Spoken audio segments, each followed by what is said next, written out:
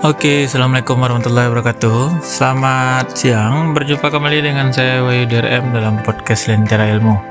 Hari ini kita akan membahas mengenai dua cabang ilmu linguistik baru, yakni neurolinguistik dan psikopragmatik. Ya, mungkin dari para pendengar semua sudah pernah mendengarkan apa itu neurolinguistik. Sedangkan mungkin ada beberapa orang atau beberapa yang lainnya belum pernah mendengar psikopragmatik. Kedua ilmu ini merupakan ilmu multidisiplin linguistik dan merupakan satu bentuk ilmu linguistik terapan. Yang pertama, neurolinguistik adalah terapannya dengan hubungan bahasa dan otak, sedangkan psikopragmatik bahasa dengan psikologi.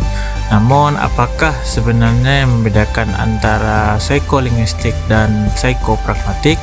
Itu kita akan bahas pada pembahasan berikutnya. Namun, sebelum kita lanjut untuk membahas keduanya, saya ingatkan bahwasanya podcast ini di channel WDRM ini ada dua sekarang. Yang pertama podcast Lentera Ilmu yang seperti sudah dengarkan saat ini. Kemudian yang satu lagi adalah podcast Ruang Inspirasi. Intinya kita akan membagikan inspirasi, cerita, mencari solusi mengenai masalah, atau bisa juga bentuk ekspresi yang bisa saudara sampaikan melalui kolom komentar, sehingga nanti kita akan bacakan dan kita akan berikan solusi dan sarannya secara baik seperti itu. Dan sebelum saya lanjutkan, silahkan di like, di komen, serta di subscribe YouTube channel ini sehingga YouTube channel ini dapat bermanfaat dan berkembang. Terima kasih.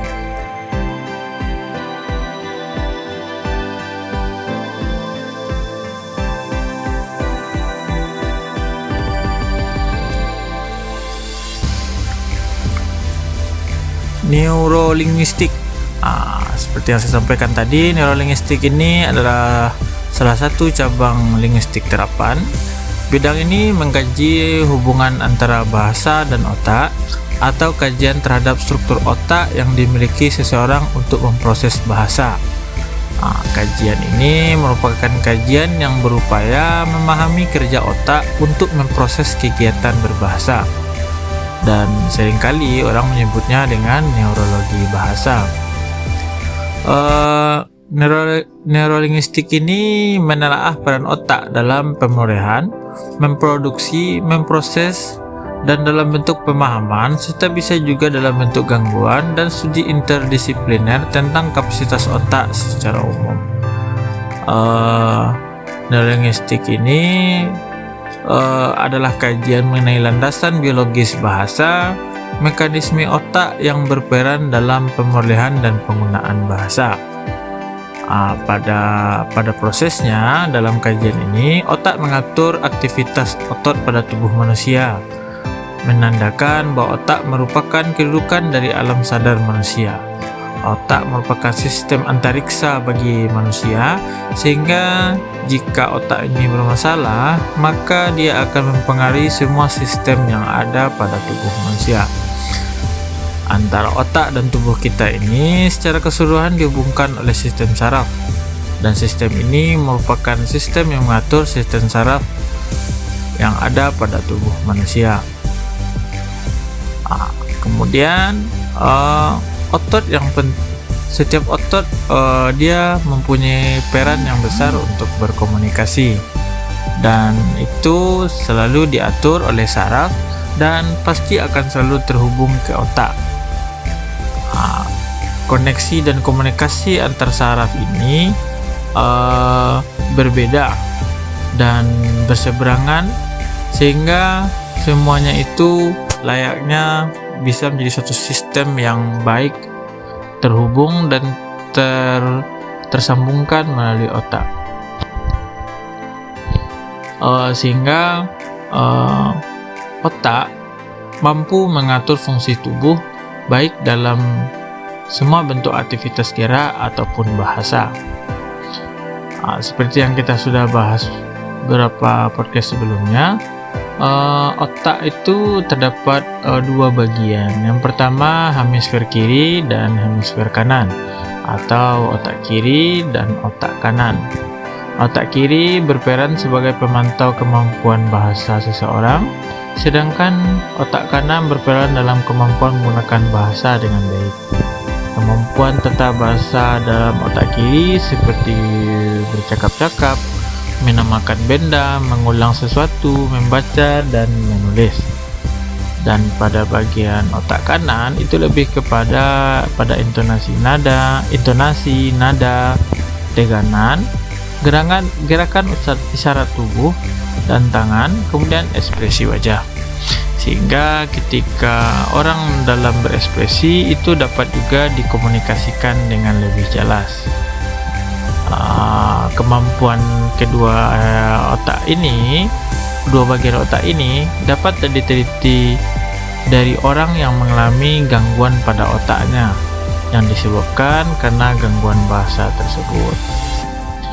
Jadi berdasarkan beberapa penjelasan itu dapat disimpulkan bahwa neurolinguistik merupakan kajian bahasa yang mengaitkannya dengan otak, sehingga dapat diketahui apapun yang berhubungan dengan otak dan dikaitkan dengan analisis bahasa, maka kajiannya adalah kajian neurolinguistik.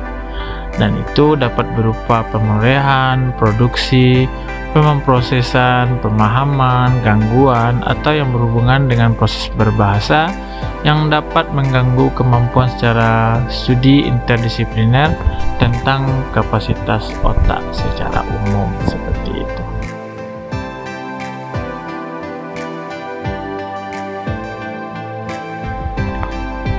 Kemudian ada namanya psikopragmatik.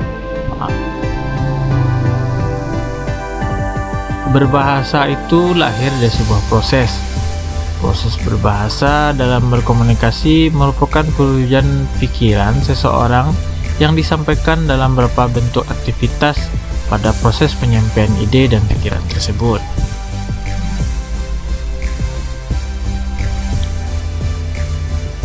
Pada bagian ini kita akan melihat seperti apa kira-kira psikopragmatik tersebut.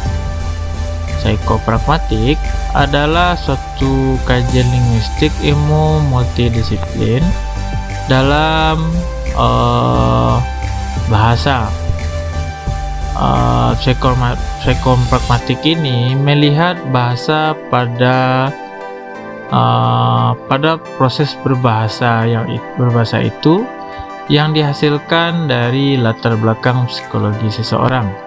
Atau lebih sederhananya, psikopragmatik ini berkaitan erat dengan analisis tindak tutur yang dilatar belakangi oleh psikologi seseorang.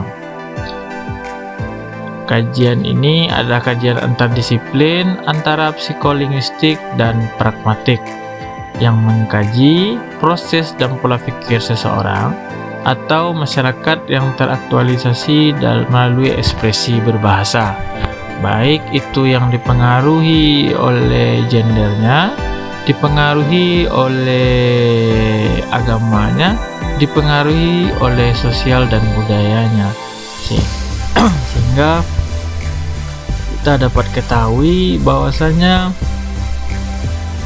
psikopragmatik ini lebih mengutamakan atau mengukakan bahwa psikologilah yang mempengaruhi dalam berbahasa seseorang, karena pada satu sisi mental atau psikologi seseorang itu dapat mempengaruhi lawan tuturnya, sehingga apa yang disampaikan itu bisa menjadi suatu bentuk daya untuk mempengaruhi sesuatu dalam berbahasa, seperti itu. Jadi itulah materi kita pada kali ini. Sederhananya, neurolinguistik dan psikopragmatik adalah kajian ilmu linguistik baru yang bisa kita kembangkan dan kita pakai referensi sebagai materi dalam penelitian. Saya Wahyudi RM pamit. Assalamualaikum warahmatullahi wabarakatuh.